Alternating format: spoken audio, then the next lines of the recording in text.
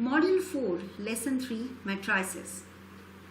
In the previous lesson, we learnt more about vector, possible operations on vector and various properties of vector. In this lesson, we will learn about matrices. We will know more about matrices, know possible operations on matrices, and also understand properties of matrices. Introduction. In R, a matrix is a collection of elements of the same data type, numeric, character, or logical, arranged into a fixed number of rows and columns. It is a two-dimensional array. The top row is row 1. The leftmost column is column number 1. Each number that makes up a matrix is called an element of the matrix. The element in a matrix has specific locations.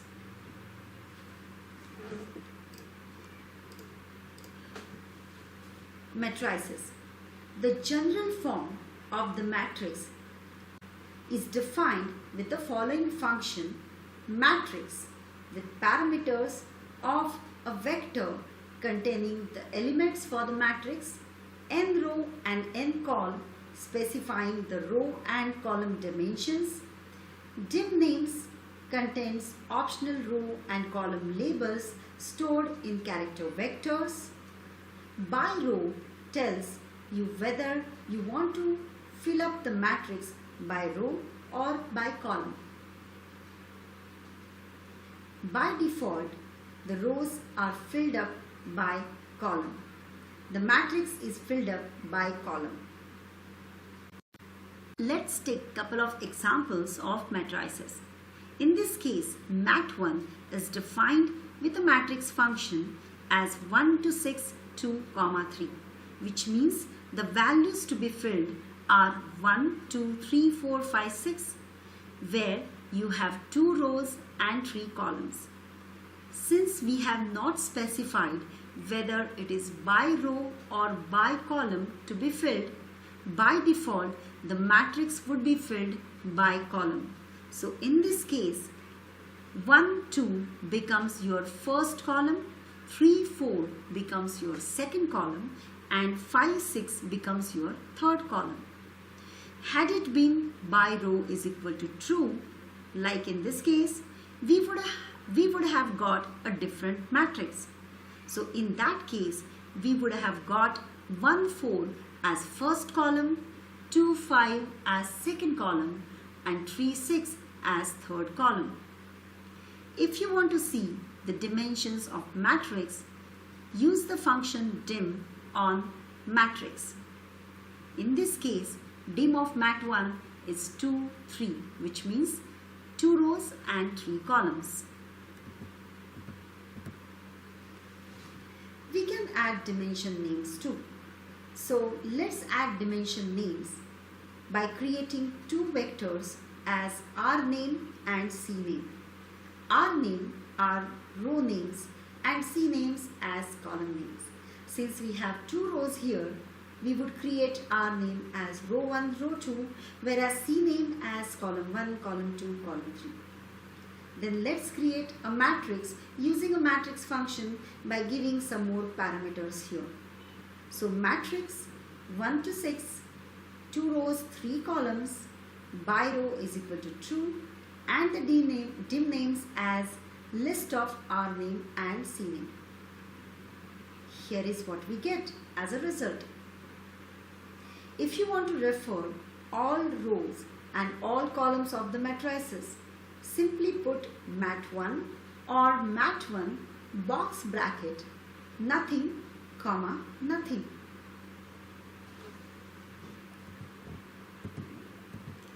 If you want to reference specific values, you must refer the row number or column number or both.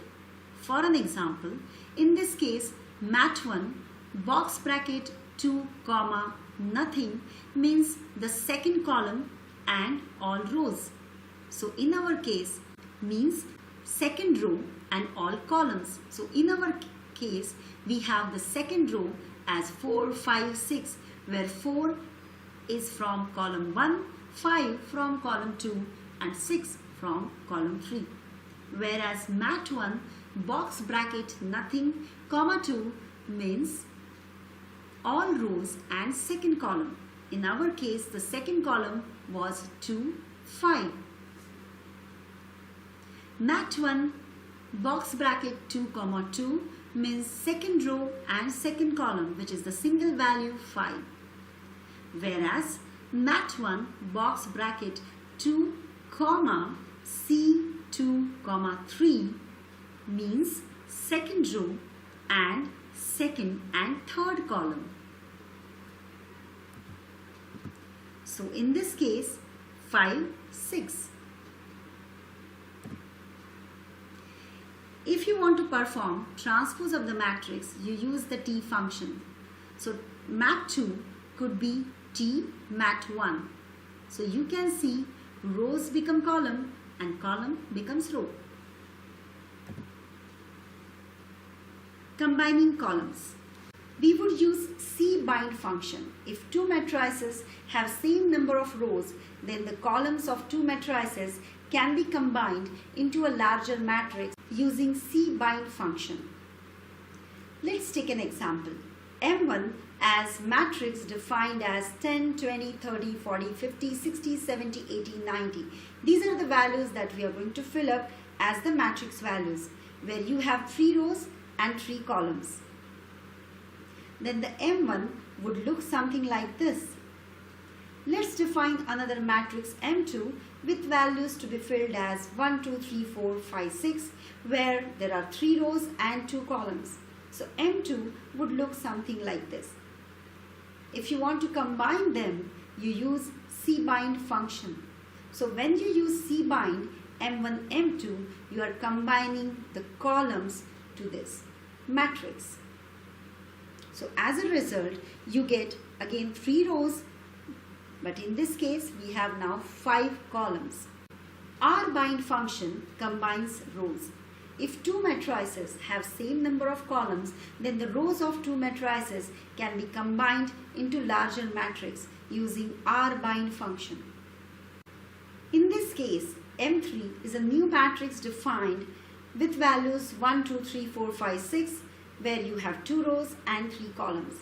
Now let's use rbind on M1 and M3. That give you a result as 5 rows and 3 columns. And the resultant matrix will look something like this. Now let's deconstruct the matrix. Deconstruct a matrix by applying a C function will combine all column vectors into one. So if you have a matrix as M3 with 2 rows and 3 columns, then if you use C function on M3, that matrix, you would get 1, 2, 3, 4, 5, 6 as your vector.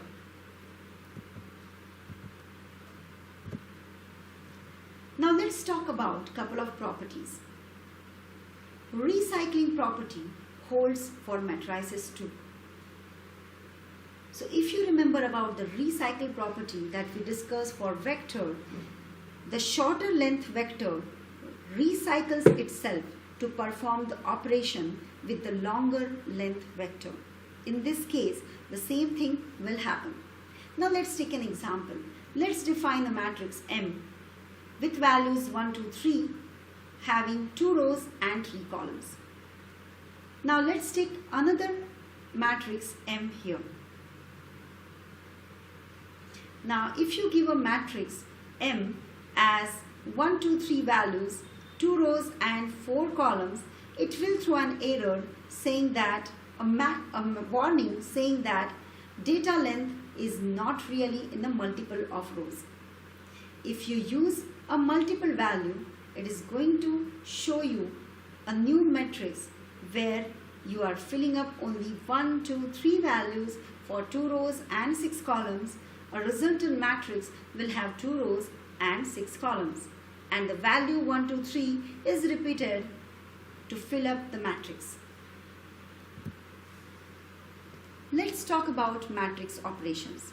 Like vectors, operations like plus, minus, division and multiplication also work in an element-wise way on matrices in R. Now let's take an example of matrix 1 as 1 to 6 and the values to be filled as 1 to 6 with rows 2 and columns 3. Whereas another matrix, mat2, is defined with filling up the values by row is equal to true.